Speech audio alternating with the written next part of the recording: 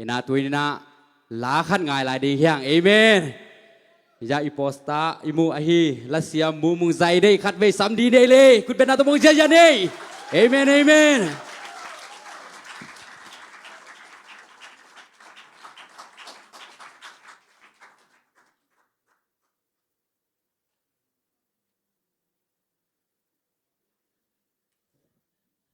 Hallelujah. Lung namingi kay bang lelpeu ibang ina siya siyama makai taina hunhoy un panong piak manun lung namang going.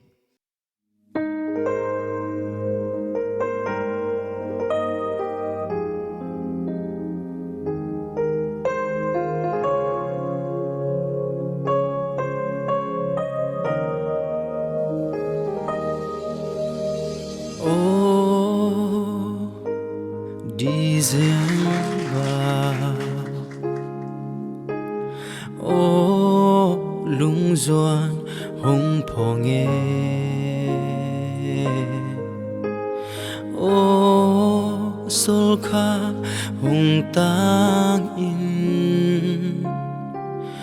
lom le gwal te to khol khop hun noang te, kasin lung Kangil zodiac oh lung le kwa nga in khat tang hey ing e oh zan xiang tho oh lung doan Christmas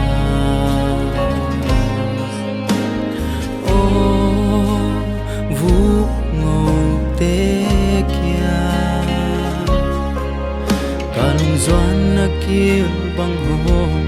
khang sen e chin le toy to Christmas don ni hun nuam te mai nit lau kha a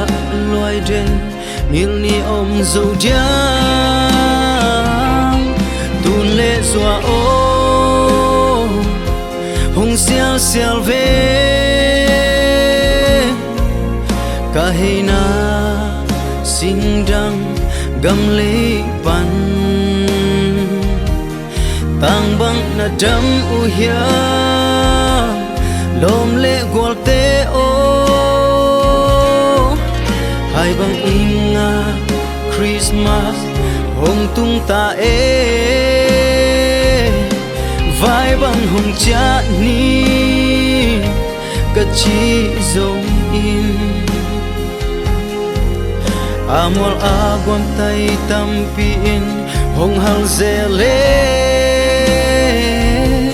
Giêsu hong suak lu dam nop na nang le kay tung hong tung hela oh Merry Merry Christmas chin kasay di kambang lapan hong oi inge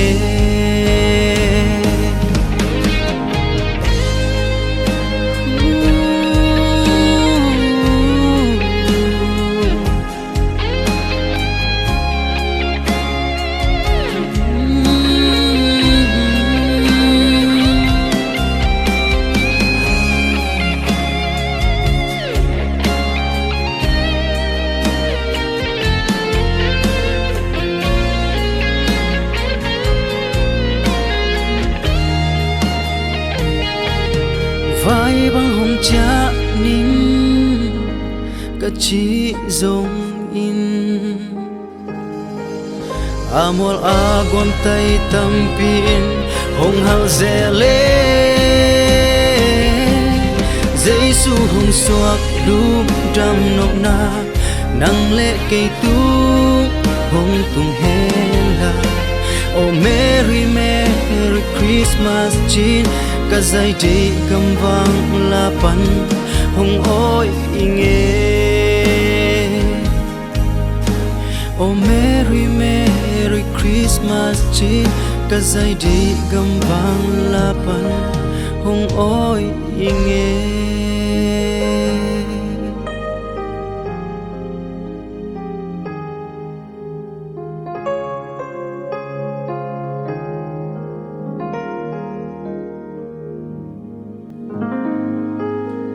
lung đam ma ma ele